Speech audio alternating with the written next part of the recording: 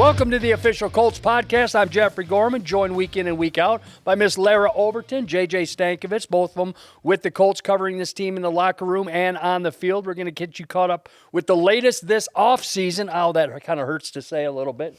This offseason that we're in right now. Obviously disappointed and a lot to go over, and we will over the course of the next couple months getting ready for training camp. But a lot to do and a lot to get to, but I brought the two best minds in here for a reason. There are storylines that are around this football team this offseason. We got to start with right at the top. Chris Ballard had a scheduled press conference for this past Wednesday, and that has been postponed, and we're still waiting for the new date on that. And we'll dissect what the general manager had to say in his season-ending press conference. But a lot to go over up until then. And, guys, I want to start off with storylines. Storylines. One of the biggest ones this offseason is Gus Bradley, who's been here for a minute or two.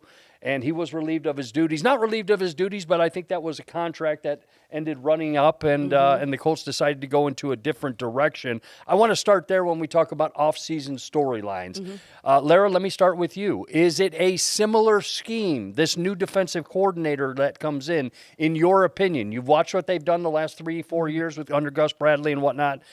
Does the scheme stay the same with the new DC? I don't think so. I think that you'll have a new person come in that will probably instill his system, implement exactly a different look, a different vantage point, with who he has. And then I also think that you'll probably have someone who comes in and has a voice in terms of weighing in on some additions that he wants to see made from a personnel standpoint.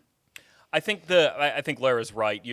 If you were to run it back with kind of the same scheme, rush four. Well, what are we talking here? I think maybe having someone different pulling the strings does lead to different results. I don't want to discount that, but that the Colts were 24th, 28th, and 28th in points allowed over the last 3 years, and I do wonder ultimately if you do get someone who is a little bit more aggressive in the amount of blitzes that you send. That is obviously not a staple of how Gus Bradley plays, and that's okay. That defense does work for some teams. It's not blitzing is not some like panacea where it's like you do it and you're going to be successful. But maybe that dial gets turned up a little bit. Maybe you still see a little bit more in terms of two high coverages instead of the single high that Gus Bradley primarily favored. But regardless of who the defensive coordinator is, the thing that has to get fixed, the Colts this year tackling. Missed 170 tackles. That's the fourth most in the NFL, according to Pro Football Focus. Gus Bradley wasn't out there missing those tackles. Right. The next defensive coordinator is not going to be out there making tackles, missing tackles. He's going to put guys in position, but that has to be shored up. You are not going to be a successful defense missing that many tackles. And the other part of it, too, is it's not just the missed tackles, but then it's the rallying. That's what Zaire Franklin talked about. Guys are going to make you miss, but you've got to have the other 10 guys on the field rallying to the ball to bring that guy down to make sure those missed tackles don't lead to 40-yard gains. To your point, JJ, I think something that even before the new defensive coordinator comes in and, breaks open the playbook and starts, teaching his defense, I think you've got to start even, at a more ground level where you got to get these guys on the same page. Yeah. There were so many instances of miscommunication, guys not trusting each other, guys being out of position to allow explosive plays. So I think that, I'm not saying that you have to do like a kumbaya or have, what are the equivalents, like an off-site meeting when you're like, oh, we're doing team bonding, a retreat. right? Yeah, we do like a retreat, right? Like that's let's go down to Fresh Lick, have a retreat down there, Exactly. We're going to go 8 over there and do a good golf course. But yeah, I do. I really think that this new defensive coordinator needs to get all of the returning guys together and start working on just some very fundamental things and figure out the dysfunction that we saw in so many situations in the 24 season. Defense is such an 11-as-1 type of a thing that if you don't have everyone pulling toward the same thing, communicating, like you mentioned, Larra, and being on the same page when it comes to coverages and rotations and stuff like that, it is going to be hard to be successful year to year. So that I think you're right. I think that's probably the baseline of what the new coordinator will do. And going back to something we heard from DeForest Buckner on Monday, locker cleanout day, he talked about, the need for more competition, where he felt like that people had been very complacent. And I think that it's going to be a group that is going to embrace, having a challenge of, okay, probably going to maybe bring some people in, whether that's in free agency, make additions in the draft. However, they decide to, kind of reinforce that group. But I think that this group is going to embrace that challenge of having a new defense. It's probably kind of what a lot of these guys who have been here for a while, maybe what they need to feel like, okay, this is something that is going to put us in the position where we're going to be successful. These are the things that, you need people to be a little bit uncomfortable, I think, going into, next season in order to remedy the issues that you've faced. I do think defense is one of those things that can turn around pretty quickly. That if you get the right person in there and you get the right kind of cohesiveness in that unit, you can wind up, you have to have talent, and I think the Colts have talent, but you can go from being a bottom 10 defense to a top 10 defense pretty quickly. But I'm not disagreeing with you. I'm confused. Can the same system rush for, stay in zone 90% of the time, play with your nickel corner? Can that same system work where you do get results where you're not 24, 28, 29 in overall? Here's where it would have to work is you would have to get that level of cohesiveness that Larra was talking about, where you don't have busts, you don't have guys, in the wrong spot, leading to explosive plays, and you have to tackle better. Those are two things that no matter if you're playing, you got Wink Martindale sending the house on every play or Gus Bradley dropping back with, 7 in coverage, whatever it is, you got to tackle and you got to play assignment sound football. Right. Those two things. Okay, guys, it's brief. The interview list is going to be long for the defensive coordinator, but a couple of names were mentioned early. Just give me your quick shots on help me on this one. Lou Anarumo, right, from Cincinnati, who was let go earlier, and also Steve Wilkes, who's been around for a while and had success. Your quick thoughts on these guys who are interviewing for the DC position? Obviously, look at what Anarumo did. Obviously he kind of, this last season, didn't have, I think, the standard to which that they had previously played. However, just look at Trey Hendrickson alone, Right. in the season that he had. I think collectively as a group, there were obviously some struggles there that led them to, part ways. But I also don't think the way that the season ended for Cincinnati is squarely on his shoulders either. But yeah, I think that when you look at, look at what the Bengals did to the Colts in 2023, right? Like, we were front and center to see that defense, go to work against Gardner Minshew and the offense back then. So, I don't have any specific thoughts on it. I think these are two guys who I would expect are going to get a lot of looks for DC around the league. Steve Wilkes in 2023, when he was San Francisco's defensive coordinator, they were top 10 in points, top 10 in yards, top 10 in takeaways. They had a really good run defense. He seemed to be pulling the strings pretty good there in San Francisco. Went to Carolina, did an interim there at Carolina. He was the interim there in Carolina. Long-time NFL guy. Sure. He was defensive backs for the Bears when they made the Super Bowl, working under like Lovie Smith, so he kind of has that background, which is similar-ish to the Matt Eberflus defense. Now he's added some tweaks, certainly. But he might be maybe a little more in terms of the continuity. Anarumo, another guy, rushes 4, but he's kind of has a history of being really varied in the coverages Does he that he send plays. Guys? Do you know off the top of your head? Yeah, Cincinnati was top 15 or top half of the league in blitzes this year. But you got to have the personnel to do it too. So he would have to come in and evaluate. Do I have that here? Sure.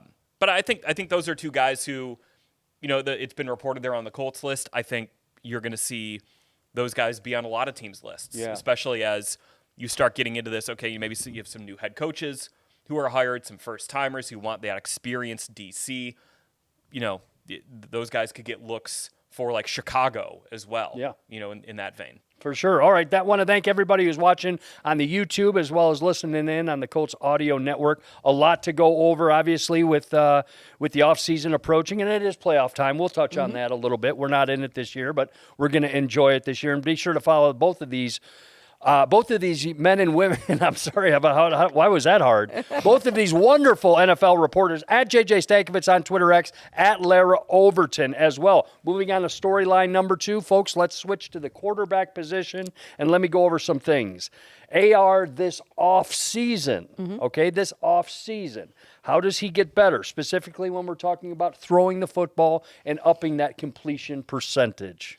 I think it starts with those like short and intermediate throws that we've talked about quite a bit, especially the ones that are outside the numbers, where it's not just kind of, you can zip it over the middle.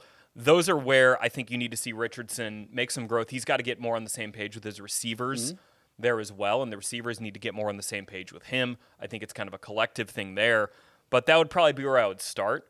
I think you kind of like, you take a step back on Anthony's game. And he's a really talented deep ball thrower. We know that. He's obviously a very good runner of the football. Those are things that you can build around, because the way that Anthony, I looked this up yesterday, when teams played light boxes against the Colts, so 6 or fewer defenders in the box, Anthony averaged 7.8 yards per rushing attempt, which was the second highest against light boxes in the NFL, behind only Josh Allen. So essentially, if you're like, we're going to play back a little bit to try to prevent those deep shots, he's going to gash you with his legs. That's a really good thing to start. And if you're going to play up a little bit, you got press coverage and no safety help over the top, that ball's going to number 14 down the field. So those are things you can build around, but you still have to be efficient down to down with the short stuff, with the intermediate stuff. You need to throw on 3rd and 7. You got to be able to make it. We saw him do that a couple times, but not consistently enough, I think. So that's probably the starting point. If he can up that completion percentage, we don't need him to be, Joe Burrow out here completing 70% of his passes on those throws, but you get it up to a point where it can be a sustainable part of your offense, a workable part of your offense. That, I think, will raise the level of everything else that then he can do on the field. For sure. I'm really curious, too, just how long this, recovering from the back injury the back issue that he's dealing with is going to linger into his offseason. He said he thought he would be 100% pretty quick. Okay. That's what we heard from him in a locker cleanout day. Because obviously, a few weeks ago, it was, I don't know, I could need surgery at some point. So that is, to me... He intimated he does not need surgery for great. it. So getting a little bit of clarity, I think, from that standpoint helps immensely. JJ, the point that you made, just getting on the same page with receivers, that's really where I am, is utilizing this time to get with your pass catchers, get with guys on the rest of the offense, and make sure that you're taking advantage of the time that you have, aligning with those guys, figuring out how you can be better, figuring out, where they can put themselves in better position to help you, all of those different things. And then, too, just getting clarity on maybe what the expectation is. Something that I talked with Shane Steichen about this week is accountability and how significant the peer-to-peer accountability will be for this group moving into the offseason. So I think that this entirety of the offense really needs to have clear expectations on that of what we expect from one another. And I think that that's going to be a significant part of the entire growth of the offense, especially with having, a young guy like an A.D. Mitchell. How are you using the vets who are around you to continue to grow and develop? And I think that something I learned this year from Alec Pierce was just how much he prides himself on, consistency. And it took a long time for that to show up, right? It took this season to where you really saw that go, put on display and really well utilized. So you want to see those, the consistent approach, consistent habits for every person, within that operation. So I look forward to, because Anthony's such a great teammate. He is very, very team oriented. And I think that for him to have that time, I think it can be really isolating for the quarterback, because so often you do this individualized training and you're off on an island to some degree, right? You go and you work specifically probably with a quarterback coach, and you'll, have guys come in at various points, but for the most part, it can be such a lonely period, right? So Anthony obviously go back to Florida and have some time. He usually goes to Jacksonville, has time with family, does all of that. But I think that the more time that he can spend surrounding himself with teammates and continuing to just grow as a group, find more, continuity, is going to be a great benefit to everybody. There's one other thing, and this isn't something he's necessarily going to fix with certain things this offseason, but it does need to get better. So I just looked up his numbers when he was under pressure, but he was not hit. Oh. Because you take away some of those plays where he was under pressure and he got hit, and he makes, he throws the ball away. He's able to get it away. He avoids a sack. Taking those plays out of it, Anthony Richardson this year, he was pressured but not hit on 87 dropbacks. He completed 24 of 63 passes on those for 1 touchdown with 6 interceptions, and he had a passer rating of 23.5. That needs to get better. Ooh, yeah. You're not talking about him having a passer rating over 100 when he's under pressure, but that is tough. Like, essentially, all you got to do is just you get pressure on Anthony, and bad stuff happens for the Colts offense. And even he's good at evading sacks. That is a plus of his game, but when he throws the ball in those situations, you got to see he's completing 38% of those passes. That's lowest in the NFL. That number needs to come up a little bit. Now, the context here is that his average depth of target on those plays was 15.1 yards downfield, which is the second highest in the NFL. So, like, these aren't high completion, high completion percentage passes. But if you can get maybe that number down, that ADOT down, the completion percentage up, that'll just help him be a more sustainable quarterback game to game. Can that happen in one offseason? Yeah. I mean, can that?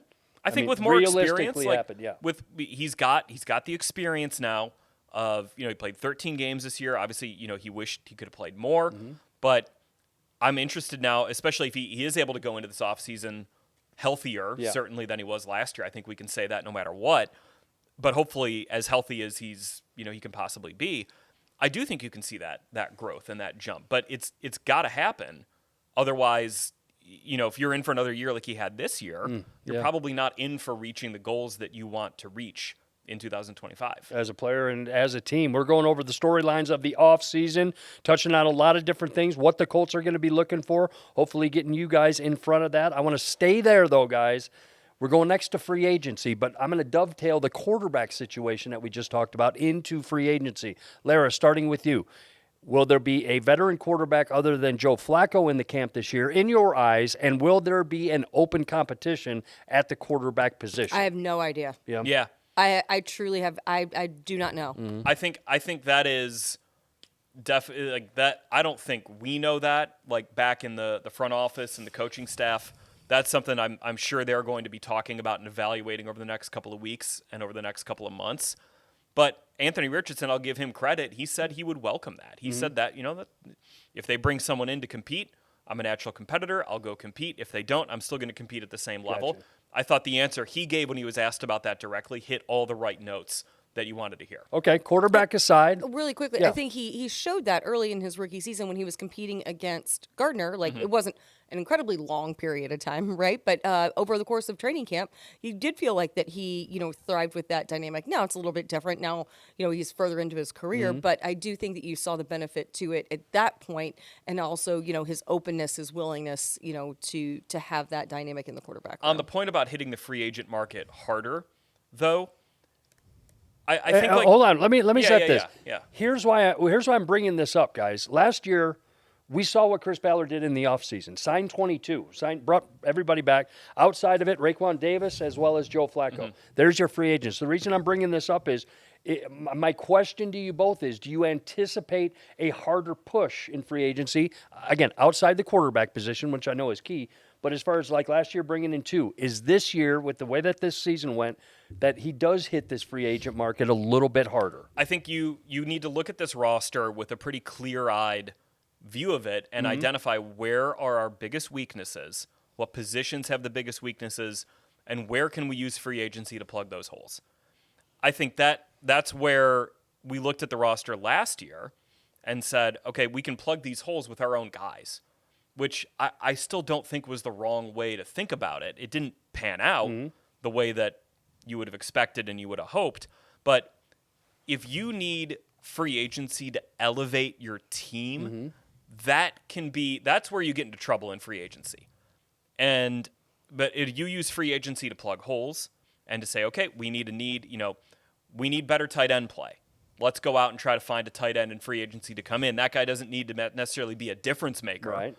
But you plug the hole, and then you get to the draft, and you say, whew, these tight ends are pretty good. Like, go take one of them in the first round, but then you're not counting on that guy to be like the immediate solution. Mm-hmm. So I do think that's probably, if the Colts are going to hit the market harder, it's not going to be, I think it's going to look more like it was in 23, where the Colts spent money on outside free agents that year. It spent a decent amount to get Samson Ebukam in. Mm-hmm. That was a good signing. You obviously got Matt Gay coming in. Gardner Minshew was part of that class. Yes. So they did spend that year, but if you also look at it, within a year, the Colts had drafted Laiatu Latu at defensive end, and they drafted Anthony Richardson that year at quarterback. So I think if you use it to plug holes and then it doesn't cut off any path for like who you need to draft, that's probably how if it does ratchet up, that's Let probably me how ask you this. I'm putting you on the spot, and I'm sorry. You can talk to me off camera about this. Do you anticipate more than 2 moves next year or this upcoming season in free agency? I mean, I think after you go 8-9, coming off a 9-8 Yeah. season, I coming off a 4-12-1 season before that, and then a 9-8 before that, I do think you probably look at this and say we probably need to.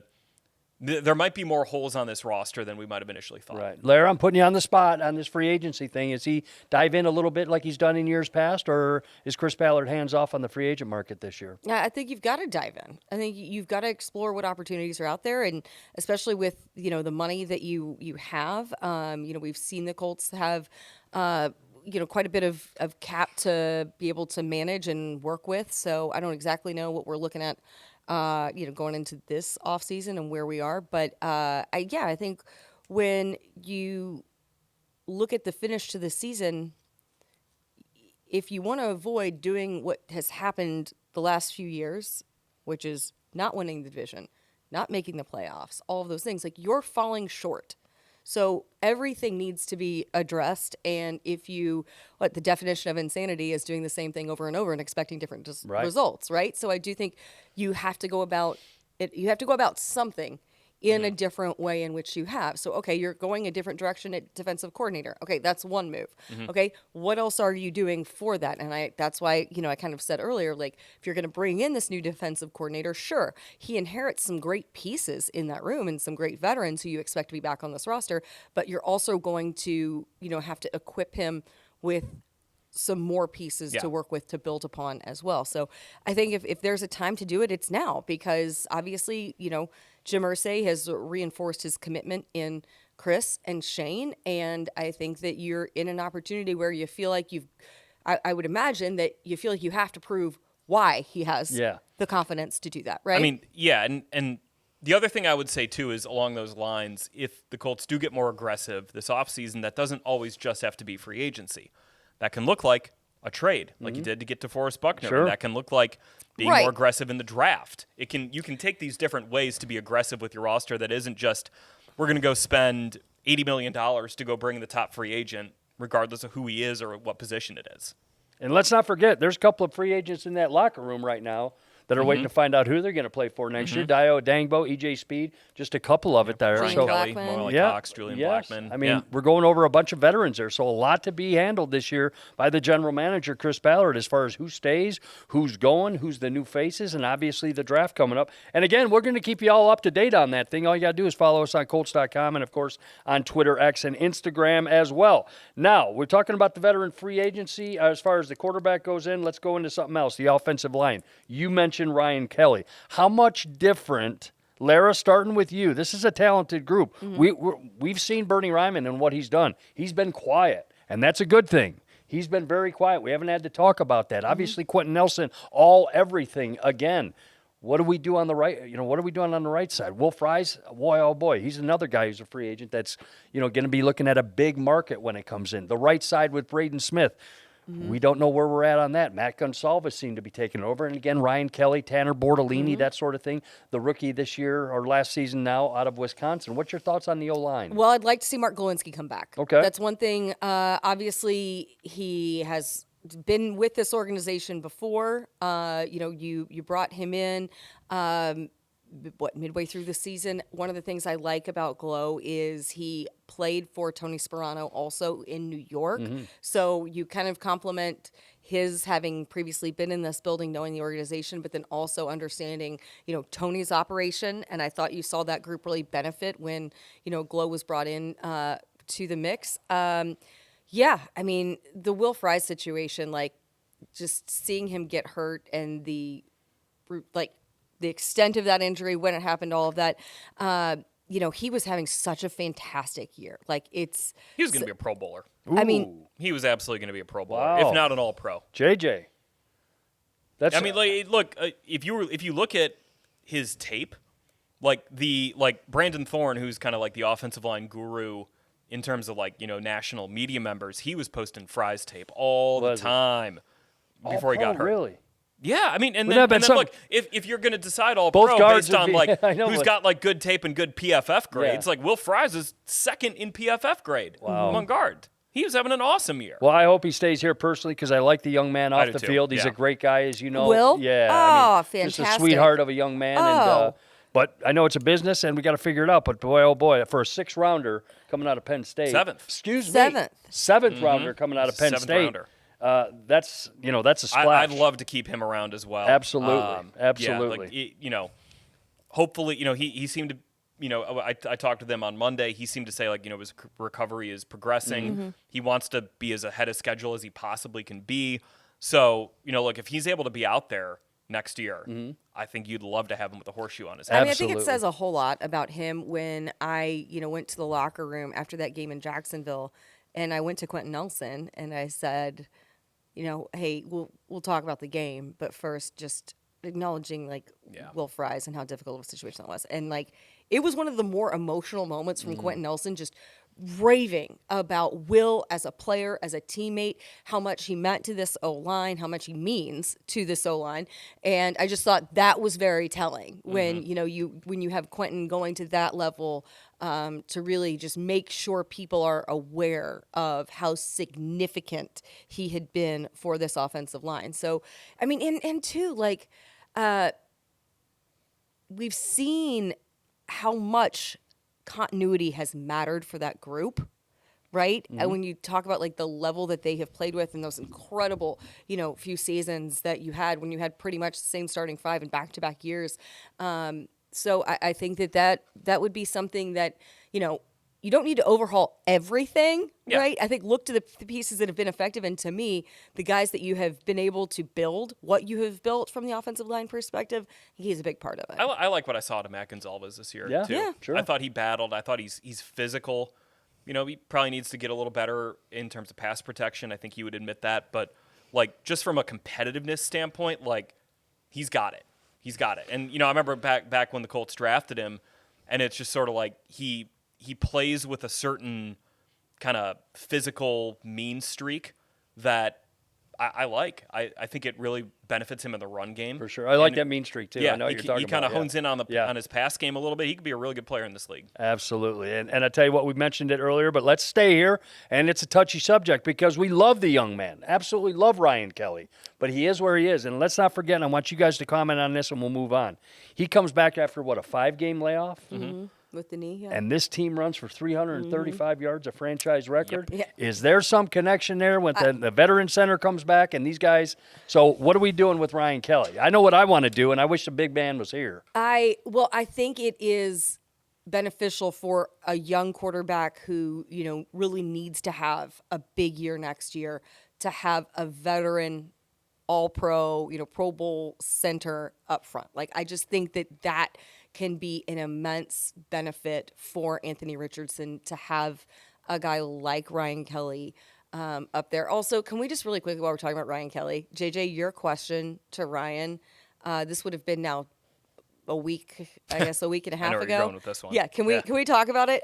Just explain for everyone, because I went back. I was not in the media availability. I went back and watched it before the season finale, and I was going through and doing all my notes, and I laughed out loud at this banter that you had. It was with a Ryan. good bit. I was just asking him about Quentin Nelson because I wanted to do write something on Q, and he started talking about when Q was a rookie, he was there on the offensive line early in the season. He was trying to make calls, and Ryan was like, I told him to, in more colorful language, like, shut up, like that you don't make the calls, I do. Right. So, he talks a little bit more about Q, and I was like, okay, natural follow-up question, were Q's calls right? And Ryan just kind of gets his grin, and he goes, I'll plead the fifth on that. Some of the time they were, some of the time they weren't. I love it. Well, obviously. But to your point about Kelly, though, and I think, Larra, it's a really good one about a young quarterback, there is a benefit to having the veteran center in there. Having said that, you only have so much cap space. You only have so much ability to make roster moves.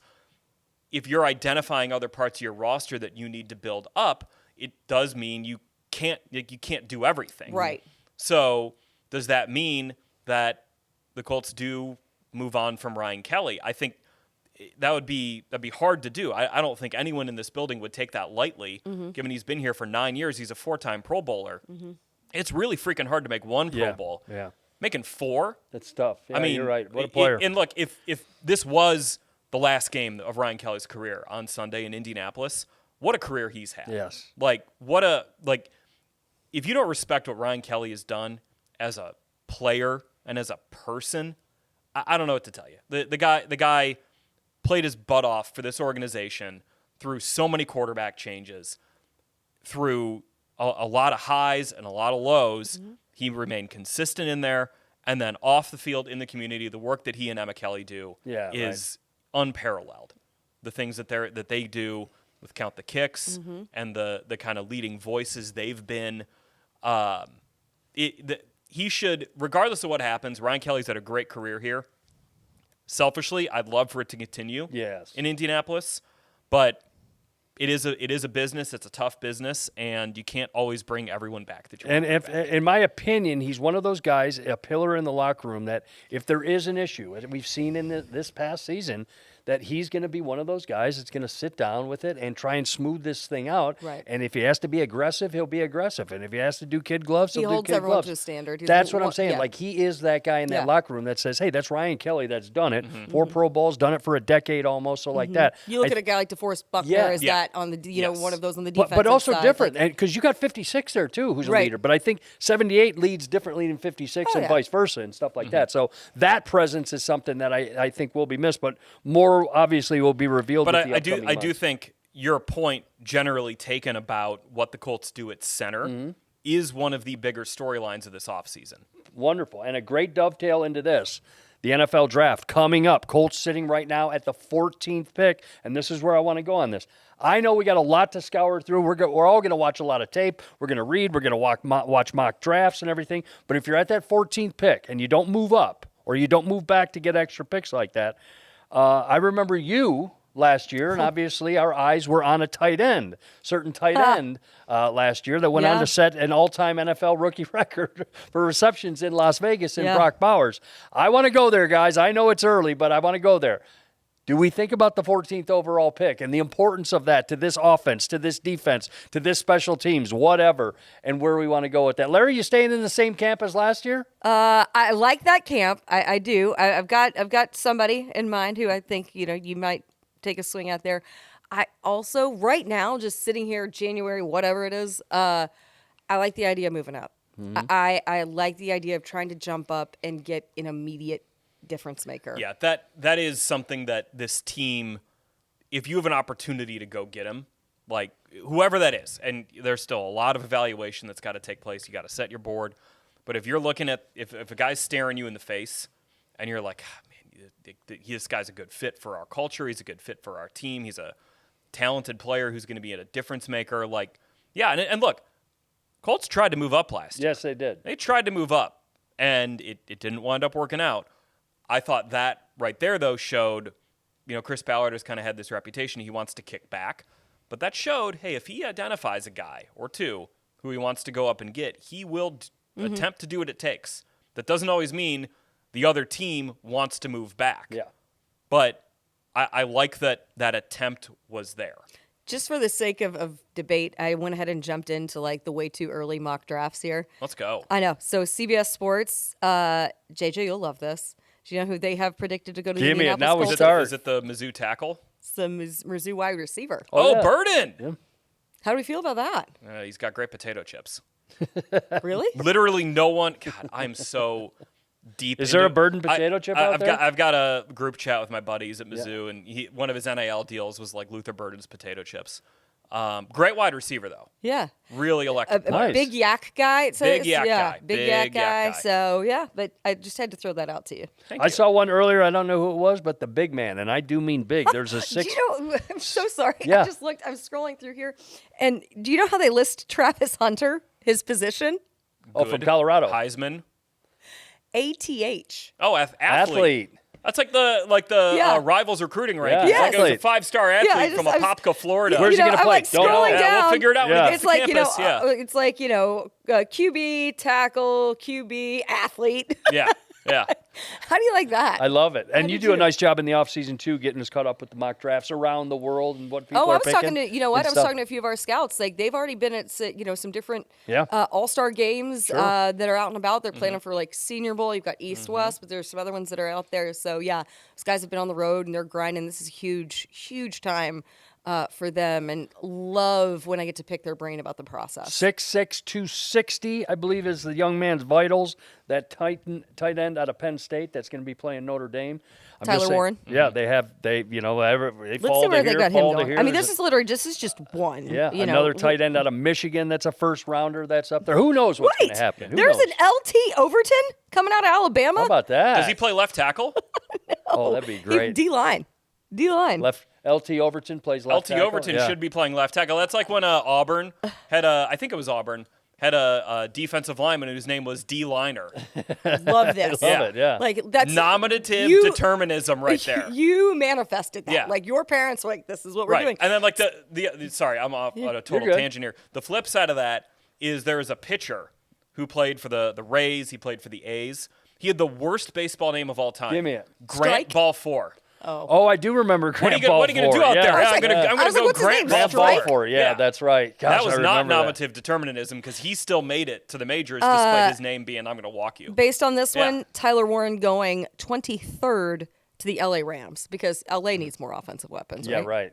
That's Come on. funny. Ball 4, I was just thinking about what would be like a place kicker's name who had, like a starting pitcher, Ball 4 is your last name is not Yeah. good. If you're a kicker, would it be like hook left or something? no, or, yeah, like, Jimmy like, Hook left or Jimmy missed it. Doink. Someone Doink. yeah, Johnny Doink. Daniel This is Doink. Dave Doink. Yeah, Dave Doink. Oh, that's funny. Oh, that's good. Like there's we could go all the way down. Yeah, we like, could. Defensive back. You probably don't want your last name to be like Torched? Burns. Yeah, right. Like, but Burns, hey, yeah. Artie Burns, remember him? He was at good. Steelers. Yeah, Good good player. player. Yeah. Yeah. Artie Burns still made it. That's funny. That's funny. That's another show, but we got that going right now. We Okay. can get real off the tracks on that. We can. I'll tell you what. A lot more storylines that are going to be coming at you. Again, Colts.com will have the latest. At Larra Overton, at JJ Stankevitz. Here we go. Let's switch into what I like to call the Saturday League for a minute. We got Notre Dame and Penn State. Give me your take on that one real quick. I know nothing. I mean, I really don't. Oh, let me the rephrase.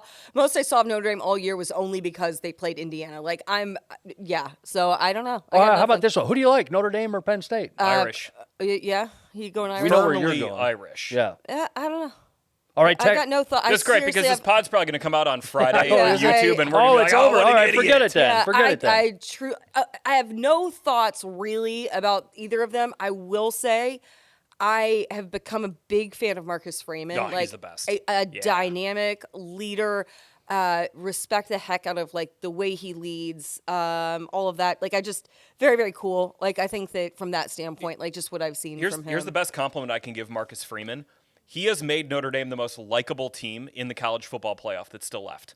Notre Dame. And that's tough a to team do. that traditionally That's tough to do. everybody Really? hates. Yes. You feel that way? I do. Interesting. I do. I think Notre Dame's the most likable team in the playoff. Wow. And that starts with Marcus Freeman. Really? I feel like Texas is very likable.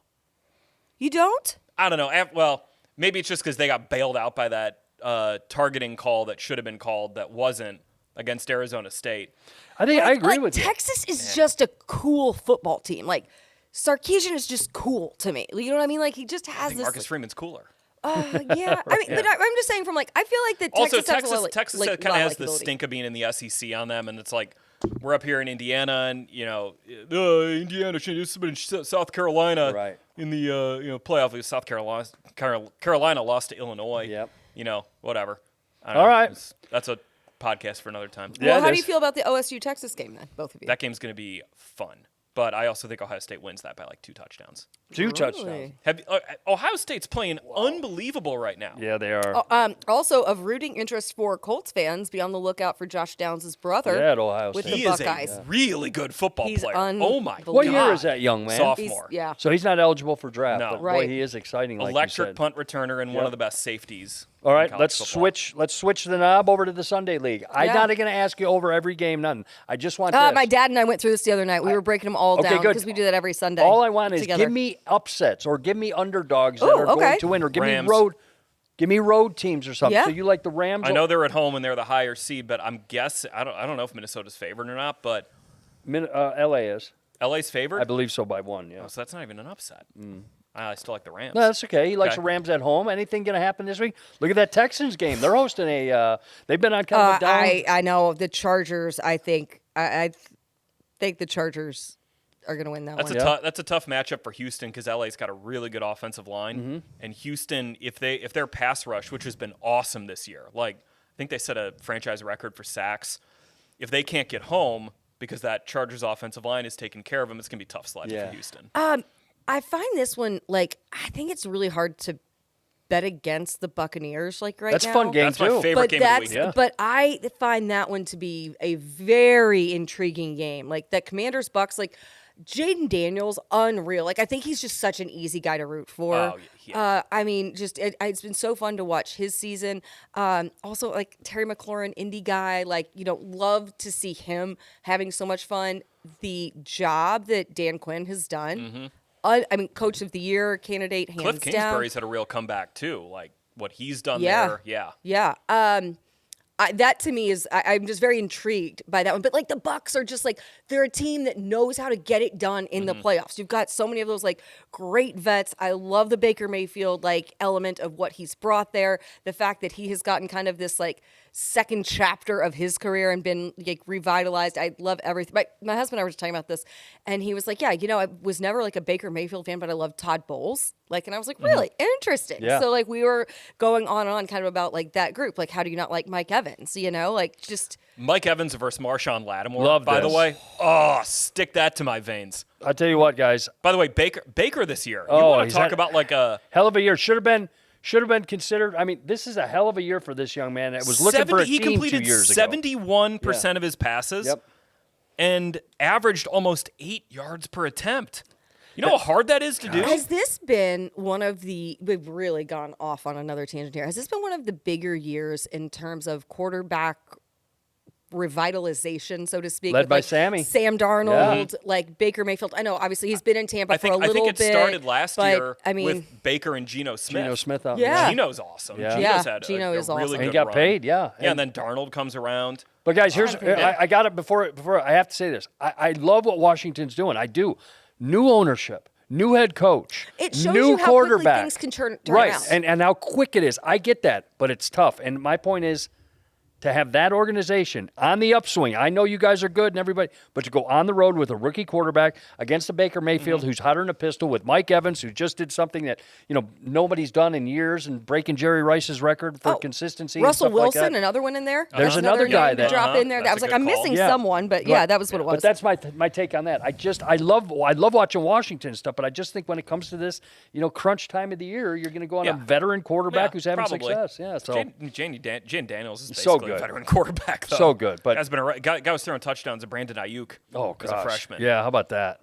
That's great. So much more to come when this through the playoff weeks. I mean, we're going to be guessing and picking who's going to win, and we'll get you into the divisional round after this wild card round and the NFL draft, which I can't wait for. The combine's coming up right around the corner. We're all going to be down there, and I'm just laying out the format for you because we got a great 6 weeks away from the combine. 6 weeks away from the Wow. combine. Check us out on the Colts Audio Network. Obviously, you can find the latest videos, latest podcast on the YouTube channel and Colts.com as well. A big thanks to Kevin Connors, the veteran behind the camera today. We appreciate you guys. He's listed as athlete. He is an athlete right there. That's our, if you need Kevin something Connors, done, athlete. Kevin Connors is the guy. Guys, we're going to say goodbye. I want to end with something, if I could, a little personal. Also, yeah, Yeah. go ahead. Sorry. No, just going to send our love to everyone that I know out there, and I don't have any family out there anymore, but Los Angeles right now. The reason I bring it up is I used to live there for almost 12 years, done a lot of visiting after I moved from there, and heck, I've been out there with the front office of this place for many a time out there. So a lot of friends and family members that we're keeping our hearts open for you and watching this stuff and following it.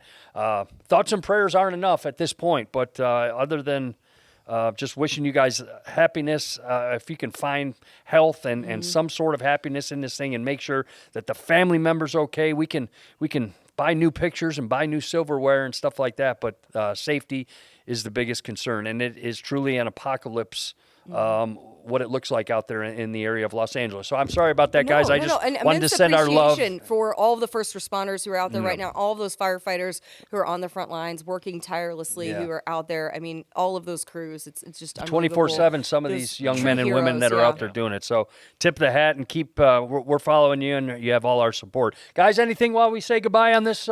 Just a reminder that it might be the off season for other people. It's not the off season for us. We'll be back. We do this all year long. So make sure you have, all of your alerts and updates and everything turned on, because we'll keep this going throughout the course of the off season. We'll have plenty of conversation, moving forward, lots of content, lots of updates. And, that kind of starts with the defensive coordinator search. And by the way, this Chris Ballard press conference that was postponed could be happening soon, could be happening. Well, it will be happening soon. Under the weather. So, it's just a matter of when he gets back and when he's able to do it. And obviously, we're going to bring you that live on Colts.com. You're going to have Larra and JJ there as well. They're going to be asking questions and finding out what's happening. Also, if there are things you guys want to see here over the course of the next few weeks, especially while this is fun, we can go a lot of different directions. We have a lot of flexibility in the off season. So be sure to comment on YouTube, send us messages, send us DMs about maybe, topics you want us to debate. Maybe do a mailbag episode. I like a mailbag. In a few weeks, we'll accumulate a few things and get you guys to weigh in as well. Okay. And one of the things I'm going to miss is on so many game days, hearing from people JJ, we're walking around down on the field and we'll hear fans, hey, listen to the podcast. It's so great. Our guy Tyler, I just saw at the game. So really appreciate, and that's something that I missed. So make sure that you are filling our inboxes and our DMs with more messages. And Tyler, by the way, thank you. He emailed me, and I'm going to deliver what you wanted. Tyler emailed me, and he said, I want to see J.J. Stankevitz catch an NFL football with one hand. Oh. Here we go. Are you ready, Tyler? Machine. It's coming right now. Ball. Almost right there. Okay, I got my computer here. Stop. You got challenged, and you dropped the challenge. We'll have next week's challenge for you. I mean, it did hit you in the hands, JJ. Larry, you're up next. JJ Stankevitz, not athlete. No, that's not true. I'm joking. That's not true. He's a good one. Larra Overton, JJ Stankevitz, sometime athlete, and Kevin Connors behind the camera. We thank you, and we thank you for watching. A lot is coming up. We know a lot's coming up. We know that you guys are looking for answers, as we are to a certain degree, but we're going to give you the latest, and I promise you this thing's going to be humming in the right direction in 2025 when the season kicks off. I know what you're saying, rolling your eyes all you want, but there is a plan in place, and it's going to be a good one. A lot of talent in that locker room, and, of course, a lot of talent here on set with these two. At JJ Stankevitz on Twitter, X, at Larra Overton. I'm Jeffrey Gorman, guys. We will talk to you next week.